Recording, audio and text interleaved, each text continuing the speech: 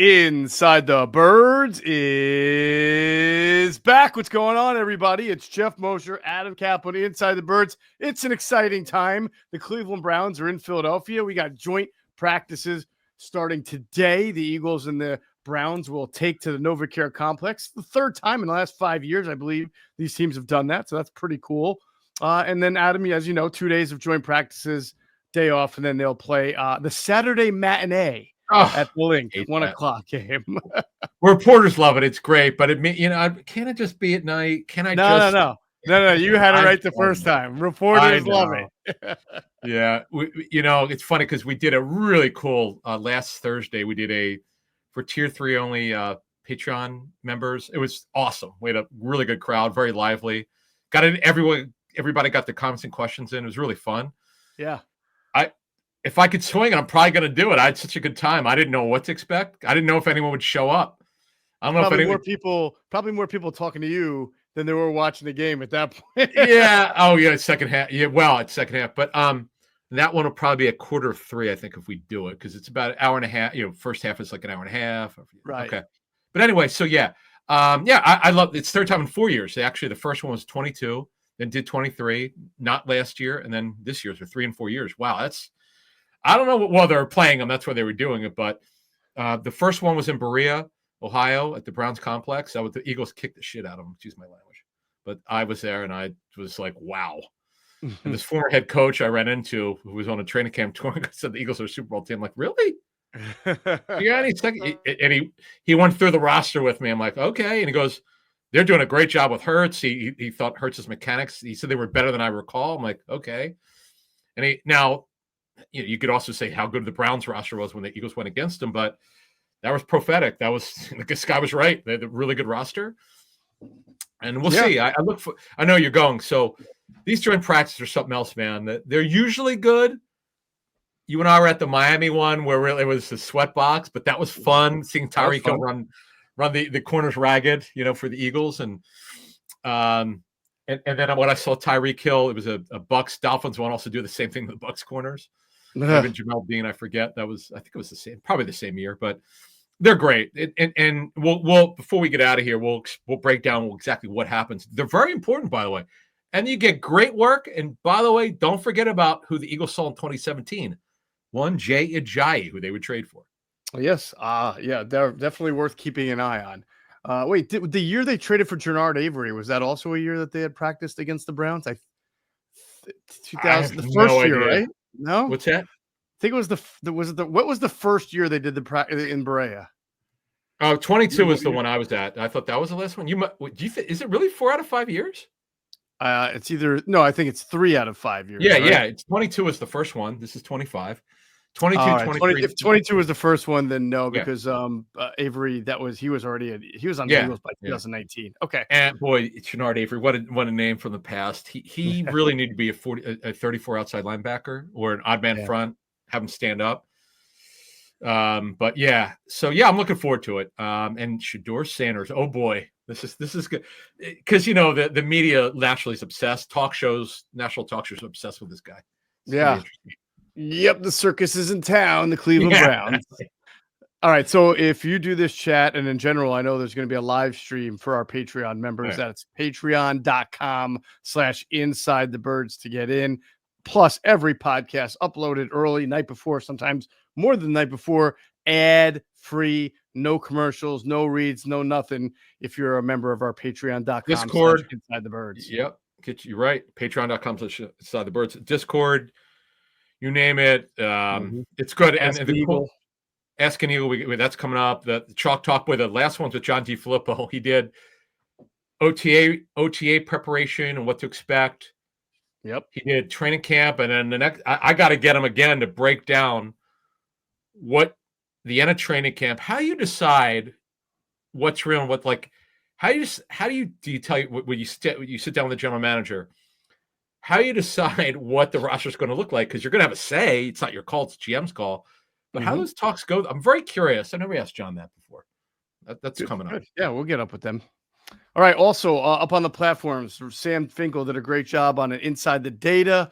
on Jacorian Bennett. Now, we give you all the intel that you need on Jacorian Bennett. He's clearly in the mix for a starting job. He'll get into the mix.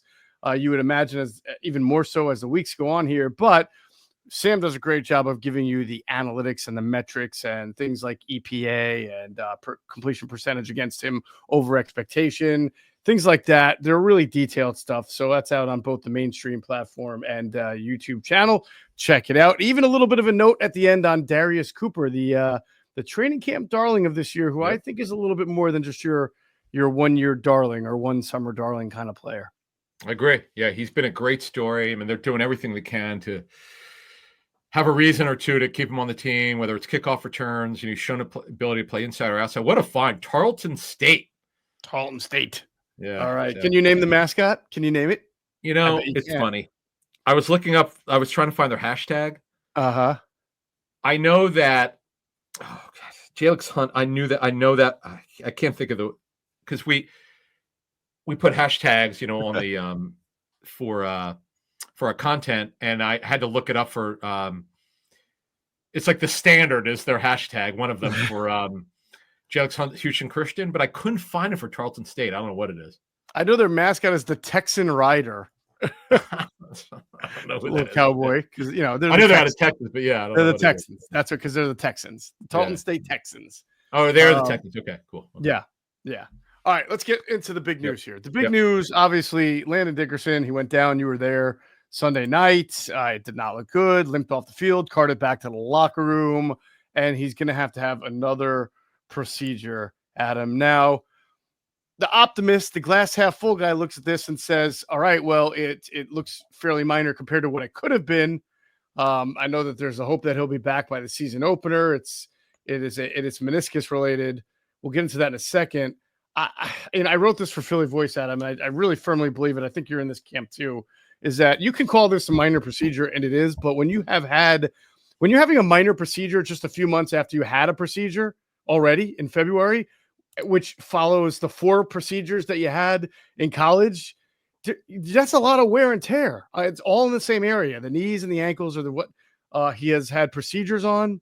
And every time you go under the knife, it's a little more wear and tear. And I know he's young. He's only 27, I think, and 3 straight Pro Bowls, and he's great. Listen, love Landon Dickerson as a player. He's really good. But it's hard to see this guy being able to play like 5 to 10 more years like some of the Ironmen. And they're going to need a succession plan by next year as far as the draft or trademark. Well, but I wouldn't go that far. But I know where you're going, and I agree in that they need they have to have a good backup. I'm sorry, I didn't mean like a starter. I mean, they have to have a guy who can get in there. Jack Driscoll type. Someone brought that up on the YouTube comments, and I'm doing a little research. Apparently, he had a bad ankle injury. It was legit. When he went put on IR like December, people were like, "Oh, here we go. They don't want to. He's not going to be the playoff roster." So he was a fake injury. No, it wasn't a fake injury. He had a bad ankle injury. So we'll see. But that's the kind of guy who was a 4th rounder, guard, right tackle. Mm-hmm. What they really need is a guard center, or because we'll see about Drew Kennel, but someone is, here you got to be with the Eagles. You better be able to play more than one position on the offensive line. That's just the way it is, and that's a smart way to do it. You're absolutely right. You and I are thinking the same way. Unfortunately, Kenyon Green with his shoulder problem, and he was running mostly in the 3rd, a little bit on the 2nd team anyway. So they got a problem, man. Because let's break this down, right? So right now it's Brett Toth. I know that this has been a stout special. He believes in him. He's got this great length. He's been on and off the roster, but he's not developed at any one position. He's been cross-trained. He literally has played, I think, every position. I didn't say well, but every position. Okay, so they clearly like him. If Stout says, I think he can do this, and you got to trust the coach, he's great. But let's face it, this guy's not a starting level player. If Dickerson's not ready, and we'll explain to you a little bit more in depth what Dickerson's dealing with. I've dealt with this meniscus trim situation, reporting on it, delving on it, and we'll get into that in a minute. I got a really good nugget. Just one guy who actually beat it way before the timeline of the real repair. But we'll give you the difference between the two, and so people learn something. But Brett Toth is not a starting level player. Right. That's just the bottom line. He didn't show me he is. So the question is, as I throw it back to you, is Darren Mhm. Kennard that guy? I know you had some good information on him last year. Yeah, I mean, part of me is a little surprised that Matt Pryor isn't first up at left guard. I mean, I know they Not like him on the yet, right right? side and right tackle. Right. Not yet. You're right. But Yeah. that's my point is that I know that there's time, but why is the song and dance of Brett Toth? And I don't mean to be what's the word? I'm condescending about that. I think he's been a nice I think it's great that he's been able to stick around and be a practice squad. This guy who probably shouldn't play in the NFL. He's even played in a couple of games, but I don't understand the song and dance when there are guys who are more experienced, who are better, who have played the position, Pryor being one. And then we'll see. And yeah, Darian Kennard, it's interesting. When the Eagles brought him over from the Chiefs practice squad, they brought him over as a guard, a right guard, because the Chiefs overdrafted him as a tackle, wound up getting cut after 1 or 2 years, and he spent a year on their practice squad at guard. All right, the Chiefs were already looking him at guard. Eagles knew that. They brought him in at guard as well. And you saw they liked him. They played him a lot. But as soon as Mekhi Becton took over at guard when Steen got hurt and won the job, and then they had Steen as the backup, they moved Kennard back to tackle because that's where they needed their number 2 guy. They had Fred Johnson as the swing tackle. And of course, Kennard didn't make the 53. He was on the practice squad. But my point is he's been cross-trained, but they brought him in as a guard. They liked him there, moved him to tackle when they had depth at guard. And now it looks like he's going to get a chance to go back to right guard. And, we'll see. Or right They guard, cross-train him, yeah. guard. Yeah, they'll cross-train him. Yeah, Kennard got snaps at left guard on Tuesday, but right. Yeah, he's got good. He was the guy who played every snap. Didn't he start and play every snap in the preseason? Didn't he last year? In some games, I don't think he played every single snap of every game, but in every game. Okay, games, yeah, okay. First 2, okay, whatever it was. It was shocking. We were like, that was a funny story, but yeah, they like him. They obviously, yeah. His practice squad. Yeah, he actually has been on the roster. Did he make it last year? He made the he may have made the initial, I forget, but I think he was on the practice squad for most of the year. I don't think he was. I think he was he on the roster? Oh no, you're right. I'm sorry. I think so. He was 53, but inactive for most of the game. Yeah, he wouldn't dress, but yeah, he was on it. So yeah, you're right. They clearly like him. Yeah, they're now. It's not easy. So I talked to an offensive line coach about this week. He said it's nothing like you think. You think, oh, it's just a guard interior spot, but it's who you have on the opposite sides. It's like if you're a right guard, you've got the center and right tackle. If you're moving to left guard, you've got the left tackle and center. The footwork's a little different. Hand usage, it's mentally different. It's not easy. And quite frankly, this really should have been done in the offseason. Maybe some of the people were there, the reporters saw it. I don't remember that in their offseason because I know they have time now, but you'd rather have cross-trained in the spring because, and we never really talked about this because it's not like you're expecting Dickerson to get hurt. And clearly they were expecting Kenyon Green for his shoulder bothered him to be a factor, and he was not. So here we are now. It's Brett Toth, it's Kennard.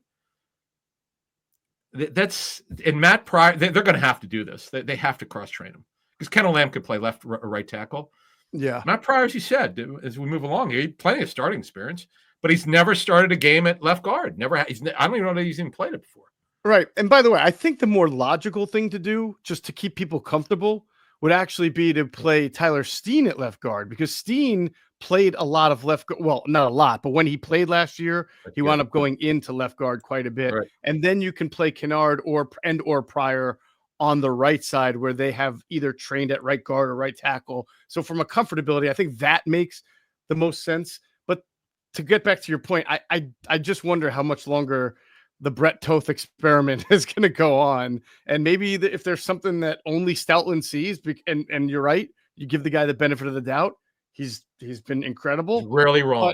But this is wrong. It's one thing like to say Mekhi Becton can do it when Mekhi Becton was once a great tackle in college and had a lot of experience. Yeah, he was a first round pick. Yeah, exactly. We're talking about a guy in Brett Toth who's been here.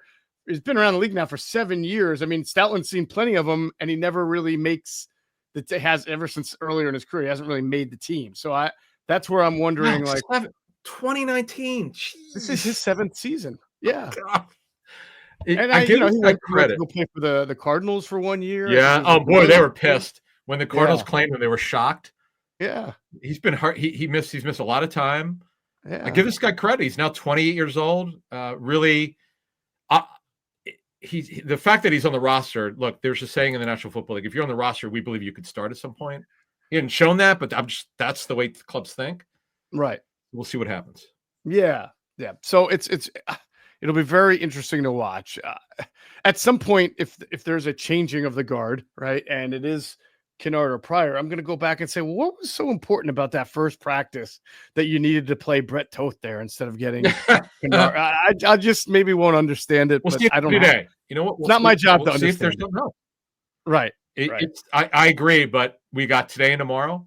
Yeah. Today is a heavier practice. Thursday's light. Walk through Friday, Saturday the games. We'll see what Stout's got up his sleeve. But just on the meniscus, understand something. The trim is it's textbook. It's somewhere in the range of 2 to 4 weeks. A trim is they snip a piece off. You got to feel better. And I know you had was it Herman? Who came back incredibly quick? Todd Herman's had the meniscus. Yeah. He missed 1 game. Then they had the bye week. And then the following week, I think they played like a Monday or something, like give him an extra day, something like that. And he played that week. So it was really like from snip to game. It was like 3 weeks, something like that. But he barely missed any time. I think he missed that 1 game. So the repair is actually full-fledged meniscus surgery. And when that happens, it's generally 4 to 6 months. Adrian Peterson is the only player that in 27 years of covering this business, he didn't just beat the timeline. Okay. He had surgery in whatever year it was in September. He's back in December. I couldn't believe it. Like, yeah, he was, it's like unheard of. And that was a tear, right? That was a full tear. Correct? Yeah. The repair, it's called a repair. It's trim versus repair. I learned this the hard way many years ago of trying to figure that one out, and talk to so many doctors and trainers. They don't agree on everything, but they'll give you the timeline of typical. Not every knee is the same. Where it's at is there's the other associated issues potentially with the knee. And you mentioned to start the show, both ACLs have been repaired. He had the surgery. What we don't know what was for earlier this year. Dickerson, after the season, after the Super Bowl, give him credit for playing unbelievable. This guy. But, he turns 27 September 30th. He's been through a lot. We'll see when exactly he'll be back. But, see, here's the one thing I do worry about. Let's say 3 weeks and I goes, I'm playing. I'm good. But they have to judge. Is it – because it's a long season. I'll say this again. This could be a Super Bowl team. If that other corner spot could be not embarrassing, it could be serviceable, this team could make another run because the offense should be phenomenal if everybody's healthy. But if you don't have to, if Dickerson is not right, don't play him. You got a long season. There's no, to me, there's no reason unless he's himself. Don't do it. Sky Motor Cars in Westchester is a different sort of dealership. All it takes is one look at their Highline pre-owned vehicles that people all over the country want and need. Owner Brett Schulter makes sure you don't spend a dime of your money before you purchase the car. Sky Motor Cars allows you to make all the decisions regarding your next vehicle. At Sky Motor Cars, you never have to spend more than necessary. Visit SkyMotorCars.com today or call 610-918-7225. All right. On the other side of the ball. Yes. Eagles are pretty thin in another spot on the interior defensive line. I mean, obviously they traded Thomas Booker. Gabe Hall is hurt.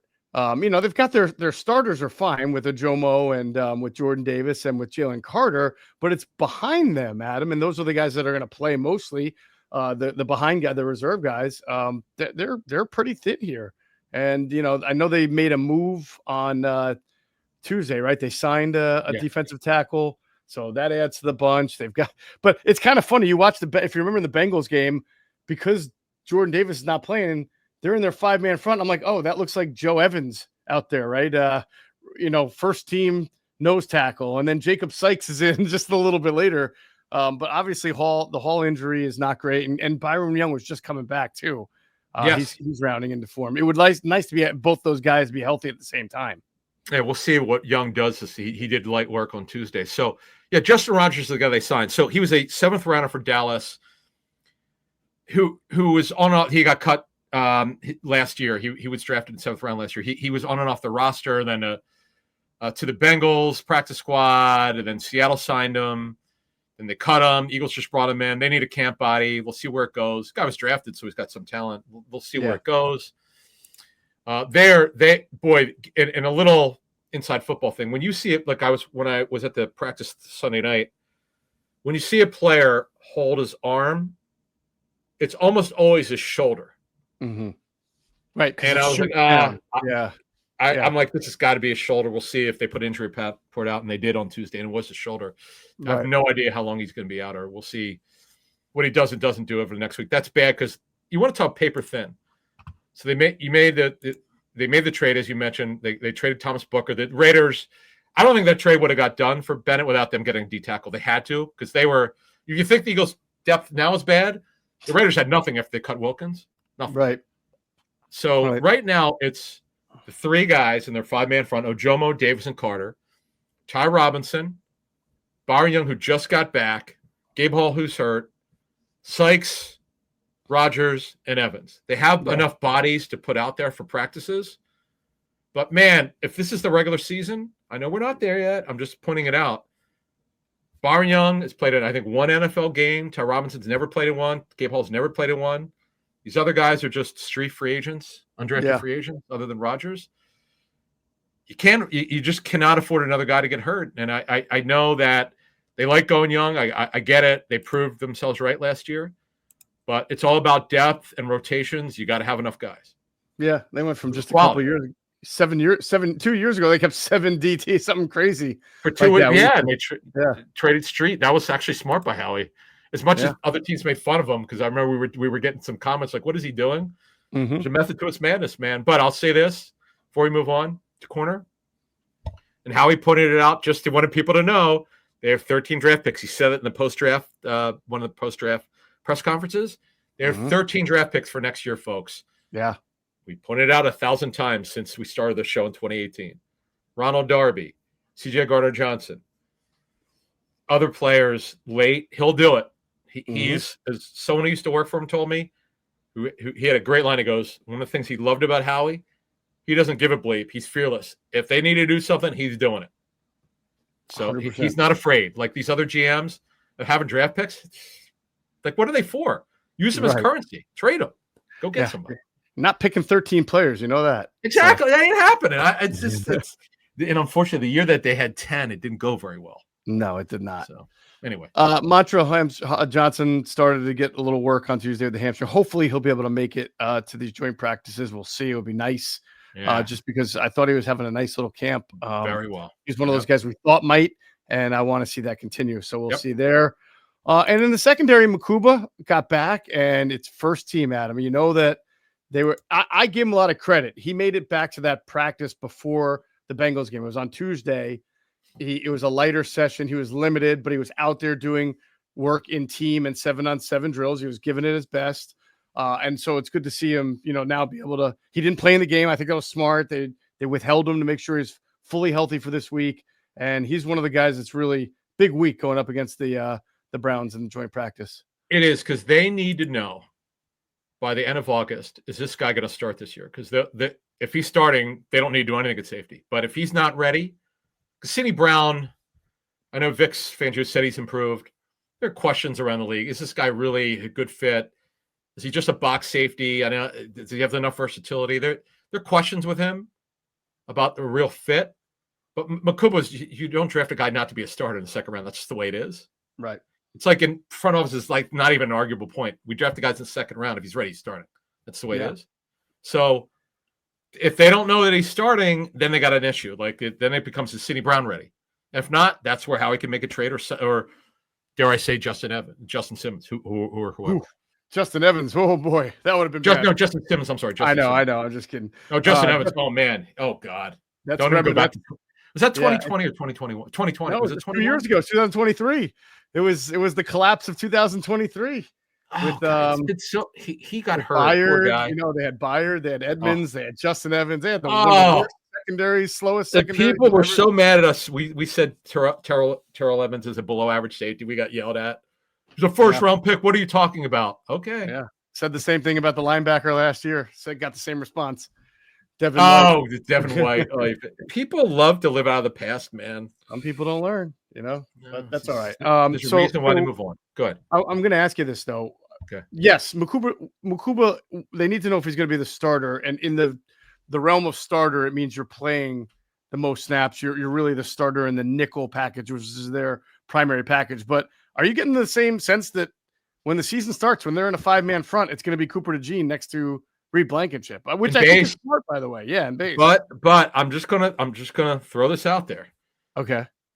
Greg Cosell must have mentioned it 20 times to me. Remember, McCool played nickel in Clemson. He was really good at it. Yeah.